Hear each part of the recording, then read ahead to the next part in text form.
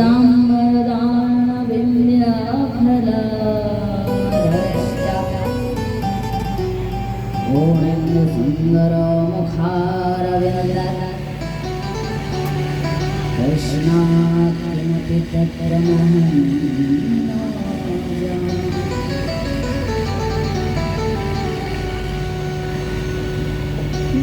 अखण्डमण्डलाकारं व्याप्तं येन चराचरं तत्पदं दर्शितमजेनं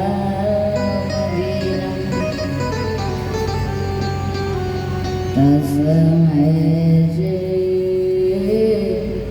गुरुवे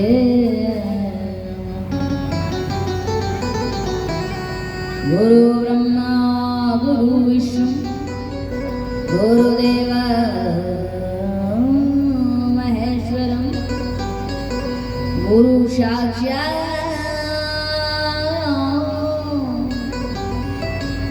परब्रह्म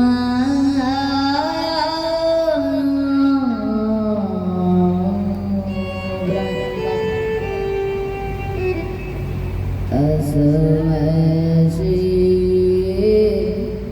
गुरुवे नमः। वसुदेवं सुतं देवं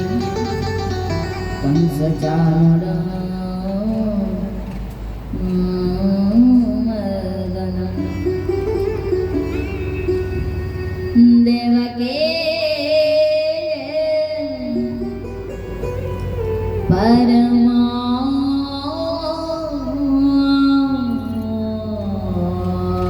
परमानन्दं कृष्ण वन्दे जगद्गुरुं नारायणं नमस्कृत्यं नरं चैव नरोत्तमं देवीं सरस्वतीं व्यासं ततो जयमुदीरये।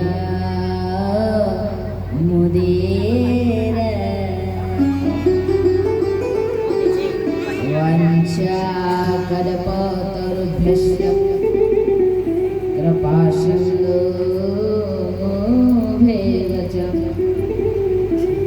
पतितानां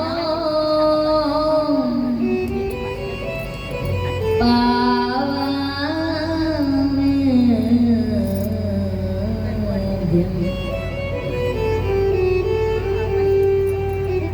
वैष्णवेभ्यः नमो नमः। वन्दे तुलसीदेव्यै प्रियै केशवसचं कृष्णाय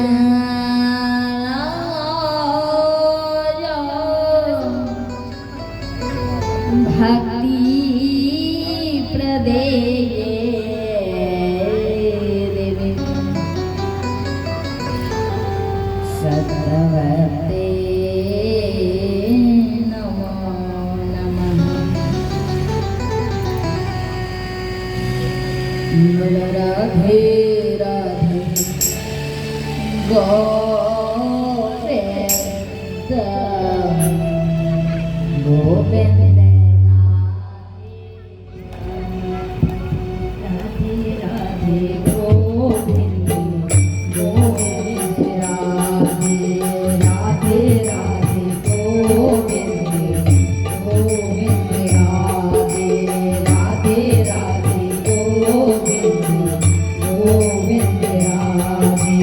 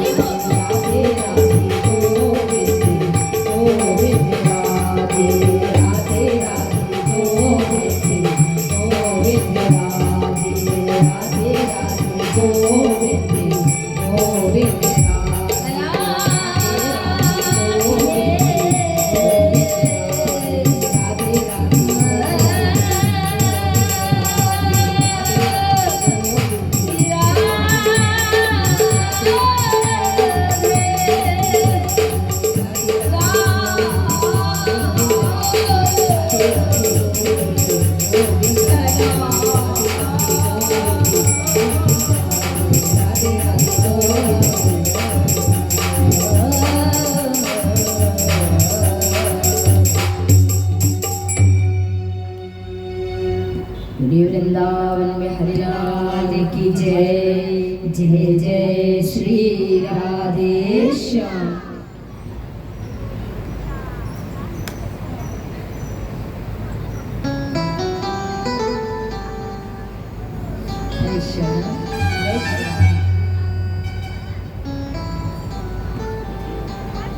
वास्तव में जीव का संबंध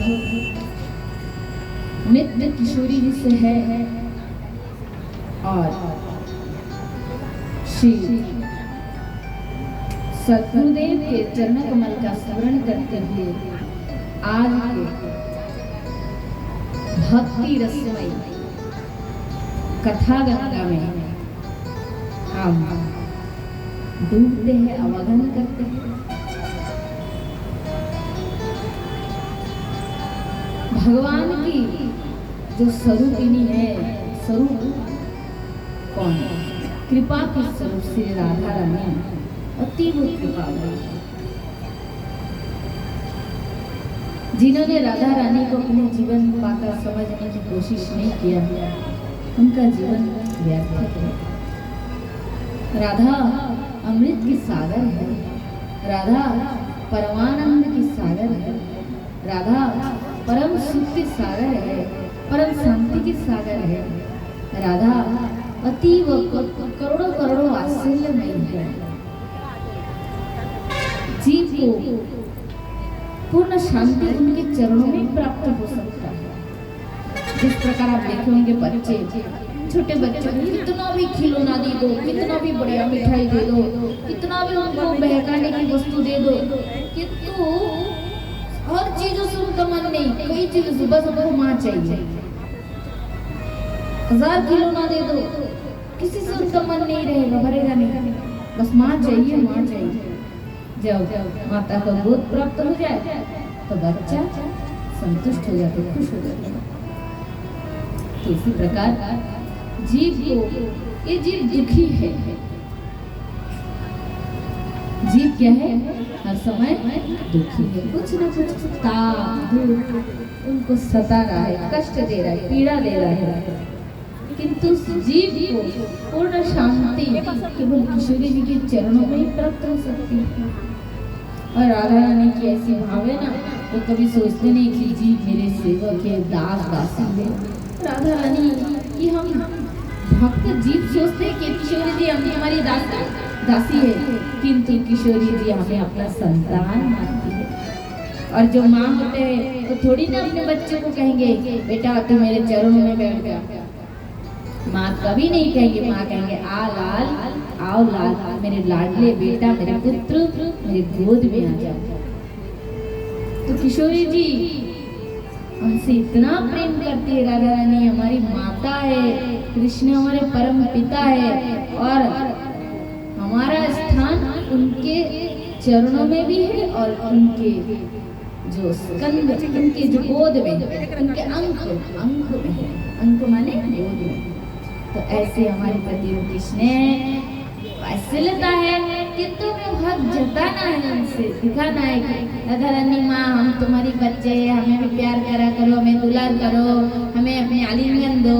ऐसे डेली आप भाव दिखा के कहते रहोगे ना, तो देखोगे निश्चित एक दिन राधा रानी आकर आपको हृदय से लगा लेगी, आपको संपूर्ण प्रेम दान करेंगी, जो एक संतान को माँ देती है। और उस प्रेम को पाकर आपका अधूरा जीवन परिपूर्ण हो जाएगा, तृप्त लाभ करोगे आप प्रति क्षण। हर परिस्थिति में ऐसा लगेगा कि मेरा कोई नहीं, दुनिया में तो मेरा अपना कोई नहीं है। और ऐसी एक परिस्थिति आती है जब अनुभव भी होने लगता है कि वास्तव में कोई किसी का नहीं है। और उस परिस्थिति में आपको राधा रानी का प्यार मिलेगा, हौसला मिलेगा, और वे कहेंगे मैं तुम्हारा हूँ। तुम्हें किस चीज का डर है, किस चीज का भय है? तो राधा रानी से जगत में हम लोग, वो अभी तक क्या है कि देखिए हम लोग अभी हिंदी जानते हैं, है ना, जो जिस मातृभाषा लेकर जन्म ली वो लैंग्वेज मालूम है, हमारे राष्ट्रीय भाषा को मालूम है। अब मैं आपको कहूँ कि भैया अब तेलंगा भाषा कहकर मुझे सुना है, तो वो आपके पास में, क्योंकि आपने उसकी शिक्षा नहीं ली है ना, ठीक है कि नहीं। तो इसी प्रकार ये जो राधा रानी से जो एक संबंध भी होता है, कैसे प्यार होते हैं, वो भी कैसे प्यार दुलार करते हैं, इस चीज को हमने कभी जन्म लेकर इस चीज का हमें अनुभव नहीं, तो सुनने के बाद में भी अजीब लगता है कि मतलब ऐसा भी होता है क्या। किंतु इस चीज को जब हम बार बार सुनेंगे, समझेंगे, बार बार याद करेंगे, चिंतन करेंगे कि राधा रानी से ऐसा संबंध बनाकर नित्य उस संबंध में खुद को बांधते रहेंगे, एक दिन वो संबंध बांधते बांधते गाढ़ा हो जाएगा। एक स्त्री उदाहरण देते, एक लड़की विवाह हुई, पति हो गए, अब देखे होंगे ऐसा भी होता है ना, कितने घर में शादी होने के बाद उसका पति कुछ दिन में मर जाते हैं, ऐसा भी घटना घटते हैं। जो पति शादी के 5 दिन बाद कि महीने बाद मरते हैं, स्त्री को दुख होती है, किंतु उतना गहराई दुख नहीं हो पाता है, क्योंकि अभी अभी संबंध बना। और शादी होने के बाद पूरा पति पत्नी 70-80 साल तक एक साथ रहे, पूरे जीवन की सुख दुख बांटे, तब अगर उनमें से एक आगे चले जाए तो रहने वालों को बहुत दुख होता है, क्योंकि पूरे जीवन उन्होंने जो साथ दिया, जो कुछ किए, उनके दुख सुख बांटे, उस सब क्या होता है, याद आते हैं, है कि नहीं, ठीक कि नहीं। तो उसी प्रकार किशोरी जी से हमारा संबंध नहीं, इसीलिए राधा रानी को भूल जाए, उनसे दूर हो जाए तो दुख नहीं। ये तो संबंध जितना जिसने बना लिया और गहराई हो गया, संबंध गाढ़ा हो गया, तो वो एक पल भी किशोरी जी राधा रानी के बिना रह नहीं सकते। इसलिए आप जानिए, आज से हमारी राधा रानी से क्या संबंध है, माँ। राधा रानी हमारी क्या है, राधा रानी माँ। आज से राधा रानी हम सबकी माता है, और हम के छोटे बच्चे, इसलिए हमें साधन भजन में कोई गलती भी रहेगी, कमी भी रहेगी, माँ बच्चे की गलती नहीं देखते, पकड़ते भी नहीं है। आज से हम सब उनके संतान हैं, और वैसे थे भी, ये हम भूल गए थे। हम राधा रानी के संतान पहले भी थे, आज और आगे भी रहेंगे, लेकिन हम भूल गए, किंतु संबंध को फिर भगवान ही आपको याद दिला रहे हैं। हे बच्चों, मीठे बच्चों, नादान बच्चों, हम तुम्हारे माता पिता हैं, तो हमसे प्रेम बनाए रखो। जिस घर में बच्चे होंगे, बेटा होंगे, लायक होते हैं, और माँ बाप को पूछते भी नहीं, एक बार भी मम्मी नहीं करेंगे, मम्मी इधर लेके तेरा मुंह करके चला जाएगा, माता पिता को सुख होगा। अरे पेट में रखते हैं, घर में रखते हैं, कितने कष्ट से जन्म देते हैं, पिता खून को पसीना पानी बहा बहा के उस बच्चे को पालते हैं। अरे पिता कमा के लाते हैं तो ही तो माँ खिला पाती है। तो ये सब बच्चे की जो पूरे जीवन का जो मूल उपकार, मूल रक्षक, मूल पालक कौन है, माता पिता होते हैं। और वही बच्चे यदि माँ बाप को ना पूछे, ना याद करे, तो बताओ माता पिता को अच्छा लगेगा, कदापि नहीं। तो हमारे जीवन में जितने भी दुख है ना, उसका कारण यही है कि हम अपने राधा रानी माँ को भूल गए, हम कृष्ण पिता को भूल गए हैं। इतना संबंध बनाओ और प्यार जताओ, देखना जो भी दुख थोड़ा कुछ है ना, वो भी एकदम क्लियर हो जाएगा। बोला राधे। और आपको बताओ, भागवत जी को छू के कह मजा आता है। ये कोई जैसे होते हैं ना, फुसलाने वाली बात हो गई, बढ़िया एकदम, ये मत समझना, ये मत समझना। मैं अपनी अंतर की बात कहती हूँ। मैं ना जब ये भक्ति रगानुगा भक्ति में मुझे मेरे गुरुदेव का आदेश हुआ, तब राधा रानी की दासी मेरे मन अंतरात्मा से स्वीकार ही नहीं होते थे कि मैं राधा रानी की दासी हूँ, ये मुझे स्वीकार नहीं होते थे। फिर मेरे को राधा रानी के पास जाऊँ ना, तो बच्चे बच्चे जैसा भाव आते हैं। तब से मेरे अंतरात्मा से कहकर उठा, राधा रानी तुम मेरे माँ हो। तो इससे मेरे अंतरात्मा स्वीकार किए, और जब मैंने इसको गहराई से भजन के दौरान अनुभव किया, तब मैंने जाना केवल मेरे ही नहीं, ये संसार के सब जीव, हम सबकी माँ राधा रानी है। इसलिए हम सबकी माँ किशोरी जी है, और ऐसे ही प्रेम बनाए रखना। वैसे शास्त्र में तत्व जो मूल है ना, तत्व माने कहते थे, देखिए रसगुल्ला, दुकानदार साहब ने खरीदा रसगुल्ला, खाया, कैसा लग रहा है भैया रसगुल्ला, खूब टेस्टी, खूब मीठा, खूब बढ़िया, है ना। किंतु रसगुल्लों को किस प्रकार कैसे बनाया गया, उसमें क्या क्या मिलाया गया, वो विधि जो बनाने वालों को मालूम है, हमें नहीं। हमने तो खाली खरीदा, खाया, तो जिसने जो जो सामान देकर उसको बढ़िया बनाया उसे कहते हैं तत्व तो जाना। तो मैंने शास्त्र में पढ़ा तत्व तो ये जो हम जीव है ना, हमारी जो आत्मा है ना, ये किसके अंश है पता है? राधा रानी माँ के अंश है। राधा रानी से हम सब आत्मा प्रकट हुई। प्रथम कृष्ण से राधा है, और राधा रानी ने जब सोची है कि मैं तो अकेली हूँ, कृष्ण अनंत है, तो मैं भी अनंत बन जाऊँ कृष्ण सेवा के लिए, इसलिए राधा रानी से सब हम आत्मा प्रकट होते गए और अनंत हो गए। अनंत आत्मा है ना, सृष्टि में अनंत है कि नहीं? तो अनंत है सब, तो ये सब राधा रानी से ही आई है। इसलिए किशोरी जी हमारी माता है, और ऐसे ही उनसे हाथ जताना, जैसे मैं अपनी माँ से हक जताती हूँ, मुझे ये चाहिए, ऐसा चाहिए, आप मुझे मेरे पास आओ, मुझे दिखा, दर्शन दो, खिलाओ पिलाओ, हक दिखाते हैं ना, और लाड़ प्यार पाने से सुख मिलता है। वैसे किशोरी जी से करने में करोड़ों अनंत सुख है। ये मेरी फीलिंग से, मेरे अंदर के अनुभव है, मैंने इसलिए आपको बता दी। अब वैसे ही करना, देखना, खाली मजा ही मजा आएगा, आनंद ही आनंद, अनंत आनंद, जिसका पार आप नहीं पाओगे।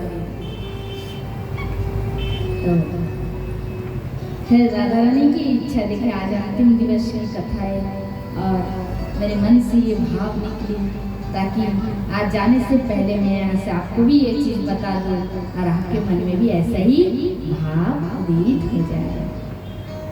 कितने मधुर है, अमृत है ना। तो देखो एक्चुअली क्या है, वैकुंठ जो लोग होते हैं ना, उसमें क्या है, अब मैं आपको बताती हूँ, पूरे उसका आपने बता के समझाती हूँ, तो आप समझोगे, और समझने से भी तो फिर हम लोग ज्ञान होता है ना, समझना मतलब ज्ञान प्राप्त करना, जानना। वैकुंठ लोक में क्या है, विष्णु भगवान है, और विष्णु भगवान जैसे ही बन जाना होता है उसे कहते हैं मोक्ष। तो इसलिए कहते हैं, देखो जो चीनी होता है, चीनी के स्वाद कौन जानता है? चीनी के स्वाद कौन अनुभव करता है? हमारी जीभ है, जो रसना जिसे बोलते हैं। चीनी लोगे, आँख में मलोगे, मीठा लगेगा? नहीं लगेगा। मुख में, कान में, नाक के ऊपर, हाथ के ऊपर मलते रहेंगे, मीठा तो नहीं लगेगा ना। वही चीनी को जब जीभा में डालेंगे तो मीठा लगेगा, किंतु लग रहा है किसको? हमको, हमारी रसना को। चीनी को खुद को मीठा लगता है क्या? तो कितना मीठा है चीनी को। चीनी बन जाने में लाभ नहीं, जीभा रसना बन जाने में लाभ है, तो उसको हम भोग कर सकते, रस चख सकते। उसी प्रकार वैकुंठ लोक में मोक्ष प्राप्त करना माने विष्णु बन जाना, भगवान बन जाने में सुख नहीं, क्योंकि भगवान बनने में वो भी भगवान है, हम भी भगवान है। किंतु भगवान के भक्त जब बन जाओगे तो भगवान तो अलग ही रहेगा, तो उसको आप खूब करोड़ों मजा है। भगवान को देखने में मजा, खिलाने में मजा, दर्शन करने में मजा, उनको पूजने में मजा है, उनकी सेवा में मजा।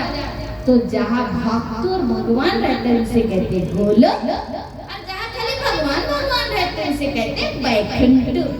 तो भजन करके आपको किसमें जाना है और आपको निश्चित करना है। तो गोलोक में क्या क्या होते हैं ये भी बताते हैं। 4 प्रकार के भक्त रहते हैं गोलोक में, दैस्य, साख्य, वात्सल्य, श्रृंगार, 4 रस। 4 प्रकार के जितने भक्त कृष्ण उनके वश। तो 4 प्रकार के भक्त कौन सा? दैस्य भक्त माने हे प्रभु तुम मेरे स्वामी हो, मैं तुम्हारा दास सेवक। ठीक है, इस भाव में जितना मजा है रस है, उससे थोड़ा क्वालिटी वाला रस सखा भाव में, सख्य भाव में, क्योंकि मालिक है, भगवान है, उनसे सबसे बात करना, खाली चरणों में देखकर पूजना, भक्ति करना। किंतु सखा भाव में क्या, वैसा नहीं है। सखा भाव में सखा शुद्ध सख्य करते स्कंद आरान, तुम कौन सा बड़ा माने बड़ा हो, मैं तुम और समान। अर्थात सखा भाव, ये चैतन्य चरितामृत का श्लोक है, उसको मैंने टच करवा के दी, बता दी। मतलब सखा भाव में तुम कोई भगवान नहीं और मैं कोई सेवक नहीं, हम दोनों मित्र हैं।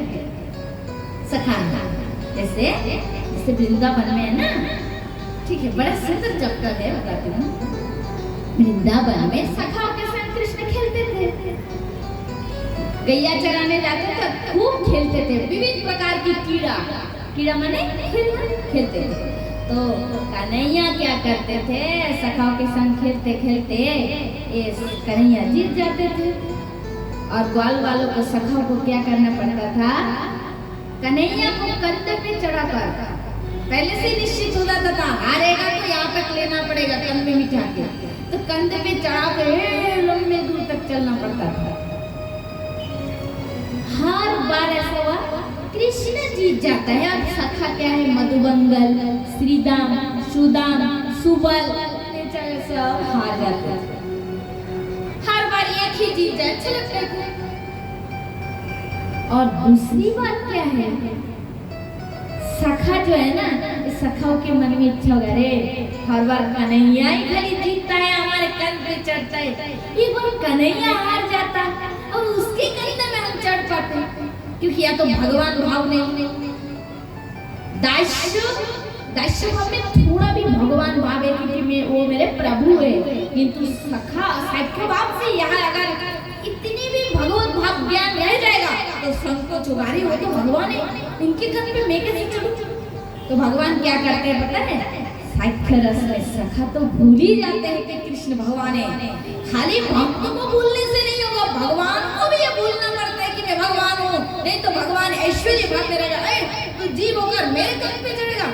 तो भगवान की जो ऐश्वर्य ज्ञान, ऐश्वर्य क्या माने, मैं ईश्वर हूँ, गॉड हूँ, सुप्रीम पावर हूँ, ये जो भगवान की भाव है ना, ये भगवान जोग माया के हाथ में डाल देते। जोग माया तो मुझे भुला दे कि मैं ईश्वर हूँ, मैं नंद का पुत्र हूँ, यही भाव भगवान में आ जाता है।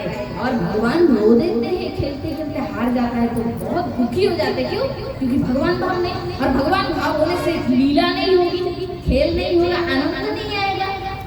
ये आज की जो चर्चा है ना, ये शास्त्र की पूरा गुण से गुणोत्तम चर्चा है, क्योंकि साधारण जिन्होंने भागवत जी के संस्पर्श में नहीं है उनको तो समझ आना मुश्किल हो जाएगा। अच्छा लग रहा है ना चैप्टर? तो साख्य रस, सखा भाव ये होता है जिसमें केवल भक्ति ही नहीं, भक्त तो भूल जाते हैं, भक्त तो भूल जाते हैं कि भगवान है। अभी तो भगवान भी योग माया का ऑर्डर दे देते, योग माया मुझे भुला दो कि मैं ईश्वर हूँ, क्योंकि मुझे ईश्वर भाव रहेगा तो मैं इनके साथ खेल नहीं पाऊंगा, इनको अपने कंध पे चढ़ा नहीं पाऊंगा। किंतु और एक बात मैं फिर यहाँ पे आपको बता देती हूँ, टच करवा देती हूँ, ये है कि सोचो कृष्ण गेम खेल रहे सखाओं के संग, अब कालिया नाग के साथ युद्ध करना है भगवान को, ठीक है? योग माया, क्योंकि योग भगवत जी में स्पष्ट वर्ण में लिखा है, योग माया आश्रितम, भगवान धरती पर जब लीला करने आते हैं तो अपने योग माया को आश्रय करके आते हैं। अभी ये तो कन्हैया पूरा भूल गए मैं भगवान हूँ, किंतु अभी वो करना है, कलिया से युद्ध करना है, पूतना को मारना है, ये सब कठिन मारे, कल योग माया याद दिला देता कि तुम ईश्वर हो। कृष्ण देहे विष्णु करे असुर संहार, कृष्ण के शरीर में विष्णु आकर असुर संहार करते, तत्काल योग में याद दिला देते कि तुम गॉड हो, परमात्मा हो, और धड़ा धड़ा युद्ध किए, ये किए, सब खत्म, ये तो फिर बुला देते कि तुम तो कन्हैया हो, नंदराय के पुत्र हो। फिर लीला शुरू, माँ जसोदा के पास रोना चिल्लाना, मिट्टी में दही माखन ना दे तो लोट पोट हो जाना माटी में लेट कर, ये सब लीला है, ये वास्तव में है, बनावटी नहीं है। तो साख्य भाव आपने जान लिया, सखा रस क्या होता है? तो सखा रस में क्या होता है और एक चीज बताती हूँ, तो ग्वाल वाल हार जाते हैं, कृष्ण हर बार क्या करते हैं, ग्वाल वालों की कंधे पे चढ़ के खूब मजा लेते, आनंद लेते हैं। सखाओं के मन में विचार हुआ कि अरे खेलते खेलते अगर ऐसा होता कि कन्हैया हार जाते और हम जीत जाते, और जैसे हम कन्हैया को कंध पे लेकर बहुत दूर तक उसका आनंद लेते, हाथी घोड़ा पालकी जय कन्हैया लाल की रट लगाए चलते, ऐसे हम भी उसकी कंधे पे चढ़ते और वो भी हमारा जय करते, हमें वहां तक घुमा के ले आते बहुत दूर तक, तो कितना आनंद आता। तो भक्त वत्सल भगवान गोविंद अपने भक्त की मन की भाव को जानते हैं, और भगवान ने सोचा रे कंध पे चढ़ के जितना सुख है, सखाओं को कंध पे चढ़ सुख है उससे करोड़ों गुना सुख इसी में है कि सखाओं को अपने कंध पर चढ़ाओ। तब भगवान ने क्या किया, खेलते खेलते इच्छा करके भगवान हार गए। और जैसे ही हार गए, ग्वाल वालों में आनंद की एकदम लहर आ गई। एक गाना हार गए, एक गाना हार गए, एक गाना हार गए, ओए मजा आ गया, खूब एकदम खूब आनंद आनंद, सब जोर जोर से कूद रहे, उछल रहे। गाना तो हार गया, गाना तुम तो हार गए, अब तो हमारी बारी है, मजा ही मजा है।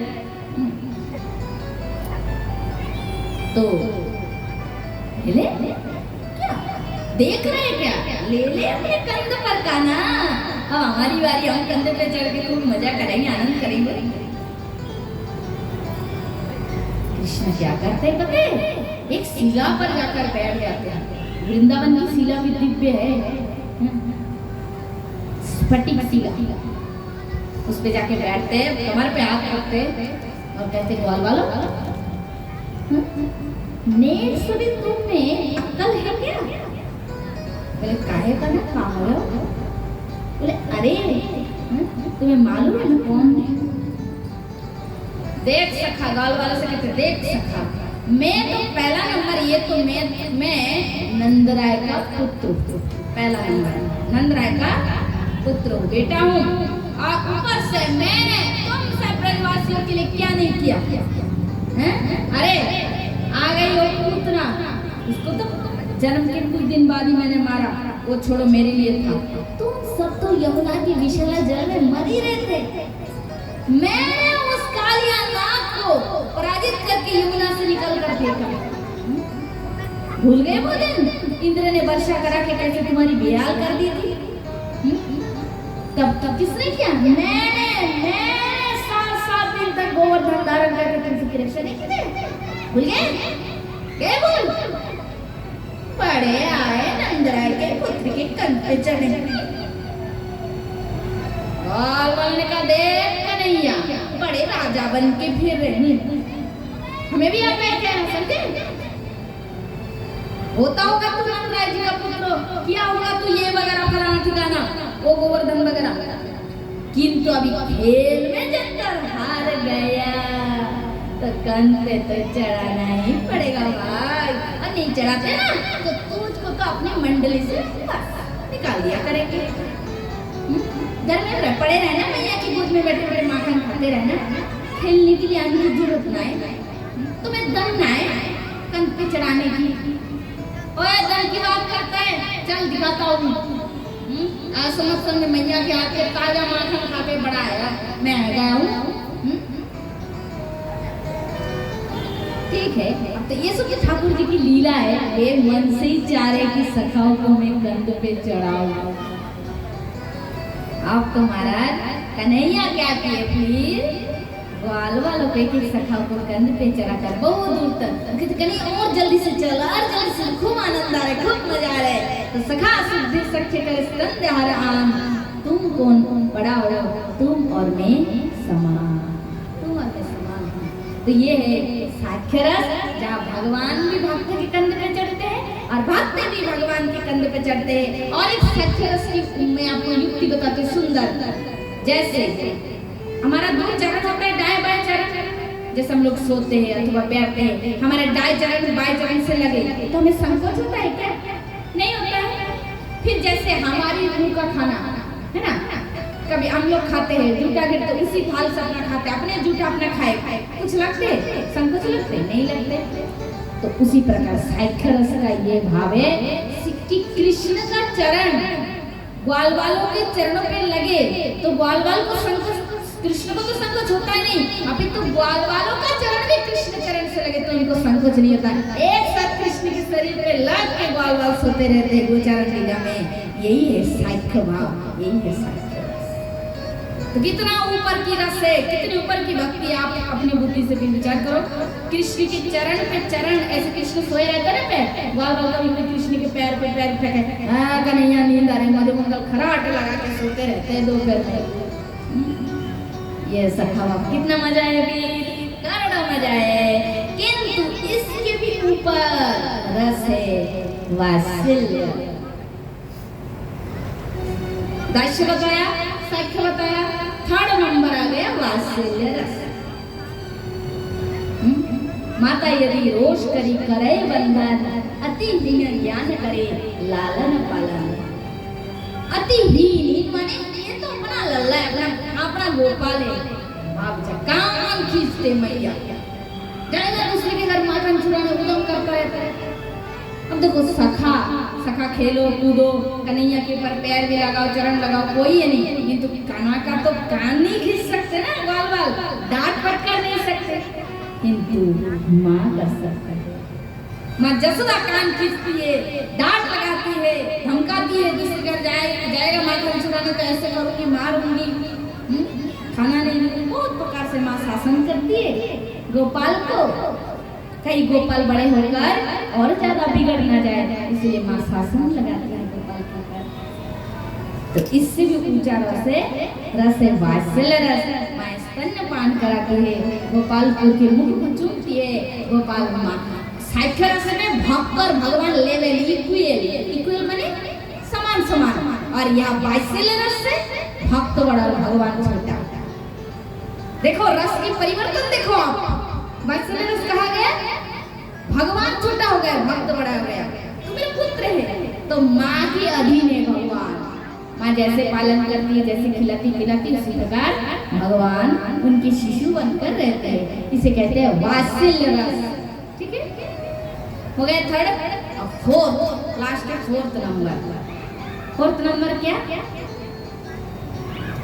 प्रिया यदि माद करे का तारण अवसन वेद स्तुति हते हरे नरम। अर्थात कांता रस, राधा रानी की जो भाव है ना, माधुर्य भाव जिसे कहते हैं। राधा रानी कुंज वन में कभी कभी कृष्ण नहीं आते थे ना, तो दिन भर कुंज सजा के बैठती थी, खाना नहीं खाते थे, तो मान करके किशोरी जी बैठती थी। और तब कृष्ण भगवान क्या करते थे?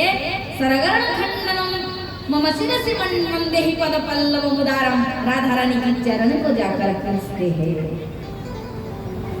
वात्सल्य भाव में तो माँ है, भगवान पुत्र है, और यहाँ प्रेमी का भक्त, प्रेमी का अर्थ सर्वांग से अपने पूर्ण समर्पित से भगवान की जब भक्त सेवा करते हैं, तो यह भक्त भगवान के गुरु बन जाते हैं और भगवान भक्त की चेहरे बन जाते हैं।